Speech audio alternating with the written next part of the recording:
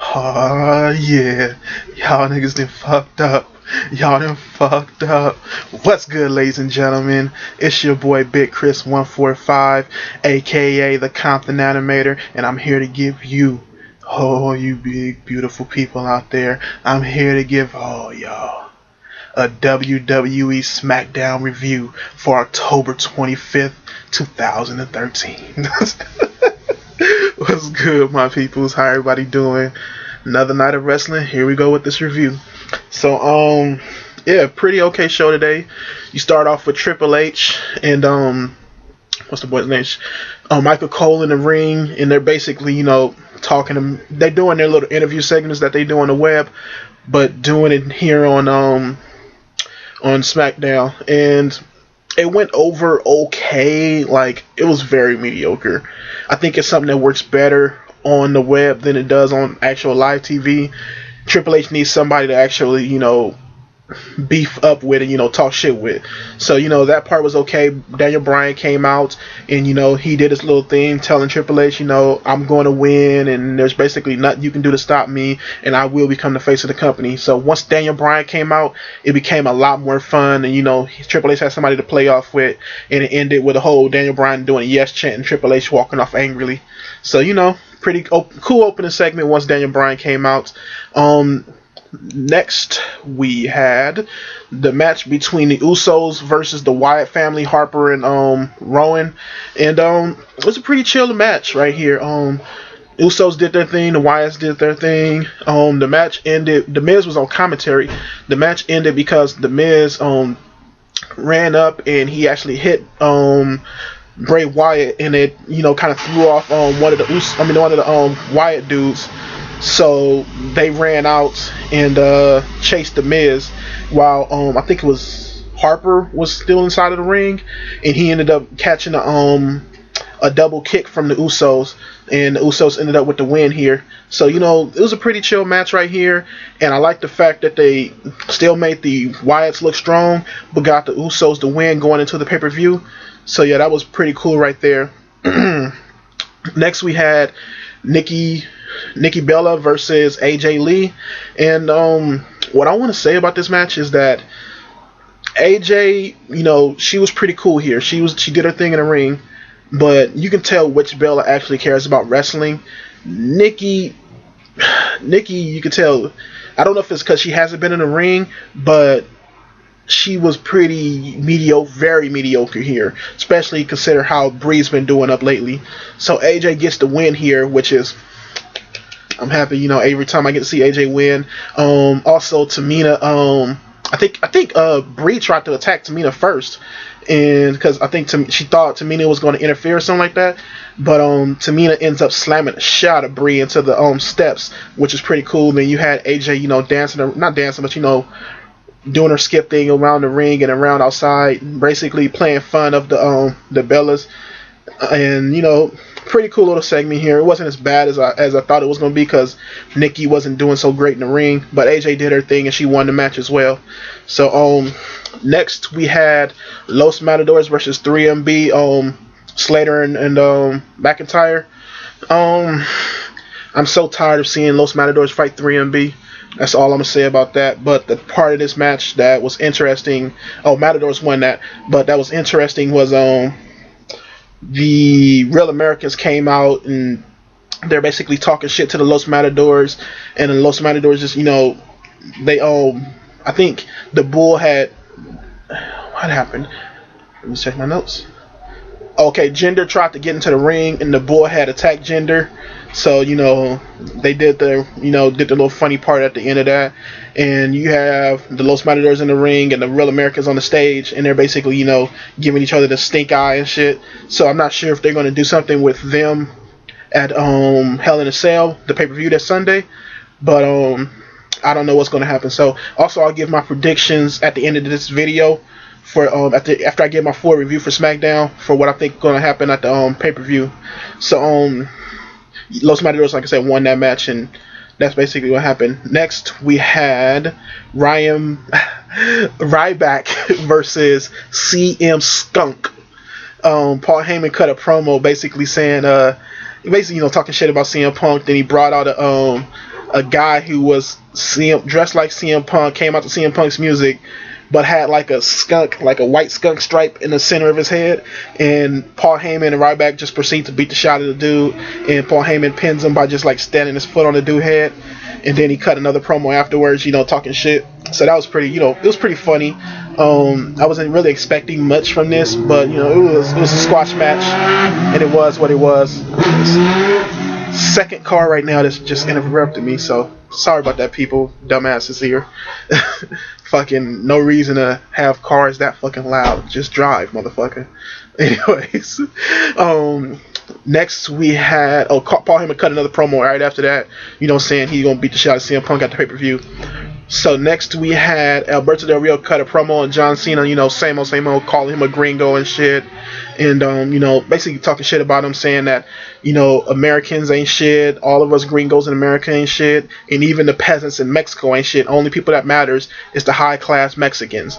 And he fights for the lower class Mexicans, but they're still peasants to him. They just there to clean up his shit, whatever. So that was a pretty cool little segment right there. Fandango versus the Great Khali. The match got off it was Khali bullshit match, but the interesting part in this match was Summer Rae was like on the ropes, like trying to interfere with Khali, and Natalya, who's been walking out with Khali, tries to pull her leg down, pulls Summer Rae down to the ground, and Summer Rae gives her a slap. And so Summer Rae, Natalya gets pissed off, and Summer Rae starts running around the ring, runs in the ring, and her and Natalya start like squabbling in the ring. So I think they got the match was like whatever you call that shit, was DQ'd, and was DQ'd, and Fandango tries to break him up. Then he tries to go back and attack Khali, and he gets hit. So it's like I said, I'll give my prediction because I think they might do something with this at the Hell in a Cell pay-per-view. But the match was shit. The end was a pretty good segment because you actually get to see Summer Rae do more right here. So that was pretty cool. The Miz, when he ran from one of the Wyatt members, they ended up catching him in the back. And they had him tied up, like Bray Wyatt came to the screen. He was like, "You want to see something really scary?" And he had the Miz tied up like some horror movie type shit, and had the words "liar" written on his stomach. So or I think it was on his chest, but whatever. So I'm not sure if they're gonna do something with them at the pay-per-view because Bray Wyatt still maybe have his injury, and they're just trying to play it like he doesn't. But we'll see what happens. I'll even give a prediction, if that match happens, to what I think about it. But next, we had a 4-on-4 tag team match. It was Daniel Bryan, Big E Langston. So the Miz was supposed to be in this match, but since he got beat up, they put Big E Langston in here instead. Big E Langston basically went back to the locker room and basically tricked Vicky into putting him in this match. So there's probably gonna be some replications with that at the pay-per-view. So it was the 4-on-4 match with Daniel Bryan, Big E, Cody Rhodes, and Goldust versus The Shield and Randy Orton. So pretty chill match. WWE has really been getting good with these, big tag team matches, and the guys who are in them, they're very good, especially at the ends of turning the match up and doing crazy shit at the end of the match. So it's kind of chaotic, but it's controlled. So it was a pretty good match. Daniel Bryan ends up getting the victory here over actually pinning Randy Orton here. So that was pretty good, and it kept Randy Orton from looking weak because he got pushed by Big E, so he ran into the knee. So Randy Orton still didn't look weak, but Daniel Bryan got the win. So it still makes me wonder whether or not Daniel Bryan is going to actually win at the pay-per-view. So let's go. Hell in a Cell pay-per-view. I'm gonna give you my predictions in a second, but let's talk about the build up to this pay-per-view. So far this build up has been pretty okay. It hasn't been the best, of the year, but it's been better than the last Battlegrounds pay-per-view build up. They actually, build up several matches here, and at least 5 got at least some type of story to them. So let's start off with the kickoff show. You have Big E Langston versus Curtis Axel. I'm praying that Big E comes out with the win here. Story-wise, Big E getting the belt is better. Character wise, Biggie getting the belt is better, and also just everything wise, Biggie getting the belt is better, because if you get him of Curtis Axel to lose, you can play some story with that. So Biggie getting the win here is what I want. Next you have the Divas title match is Brie Bella versus AJ Lee. There's several ways you can go with this. AJ hasn't, she's still great with the belt right now, but it's not really any faces that are built up to go against her. And, I don't know what they wanted to think. I think they probably want to build something more with Brie, because Brie has been getting a little better, but she's still shit on the mic. So, I'm not sure what they're going to do with this. I want AJ to win, so I'm going to predict AJ to win. And, we'll just have to see what they do with this. But yeah, my prediction is AJ to win here. Next, let's see what else we got on this card. It's John Cena versus Alberto Del Rio for the World Heavyweight Championship. For this one, I'm going to say Cena's going to win. I don't want Cena to win, but Alberto Del Rio's had the belt for a while, and I think, giving Cena the belt and playing some stuff off of that can get this belt a little bit more interesting. If Cena does win, I don't want Damian Sandow to cash in at the pay-per-view. I'd probably have him try, but I want Cena to hold this belt for a cool, probably a week or so. So, it just gives the belt more attention. Let's see. After that, we have... I don't know, and this is no order, people, because I don't know what order they're going to do this, but next I'll talk about the Ryback and Paul Heyman versus CM Punk in a Hell in a Cell match. I'll pick Ryback to win here. Ryback needs the pay-per-view win, and also I think the best way for this to go down is if CM Punk gets his revenge on Paul Heyman, beats the shit out of Paul Heyman. Even what would be cool if CM Punk actually handcuffs Paul Heyman to the ropes, and that way, not Paul Heyman, but Ryback to the ropes, and that way Ryback can't interfere for a minute, and he beats the living shit out of Paul Heyman, bloodies Paul Heyman up, and all that stuff, and gets his revenge. And Ryback ends up snapping the chain to the handcuffs, beating the shit out of CM Punk, and getting the win. Basically surprising CM Punk and beating him up, and then getting the win here. That way, Ryback can still come out of this looking strong. Paul Heyman's beat up and probably off the TV for a couple weeks, and CM Punk is beat up and probably off TV for a couple weeks as well. So, they just move him on. Just end this story right here with something. That's what I want to see. Ryback can still win, and CM Punk can get his revenge. That's what I want to see. I want to see Ryback win here. Next is a tag team triple threat match. Usos, Road Dynasty versus The Shield. Usos versus Road Dynasty versus The Shield. Here, I heard somebody say this, and I kind of agree. This would be pretty cool if they do this. I picked the Usos to win here. I think getting the titles off of Road Dynasty lets them go into something further with the Survivor Series, dealing with the what do they call it now? The Authority stuff with Triple H and Stephanie, stuff like that.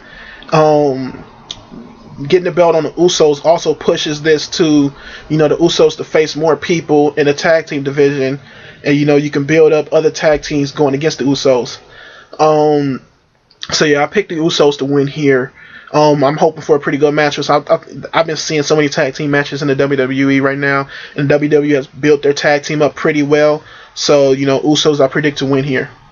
And our final match of the night, Daniel Bryan versus Randy Orton for the vacant WWE World Heavyweight Championship, with Shawn Michaels guest refereeing, all in a Hell in a Cell.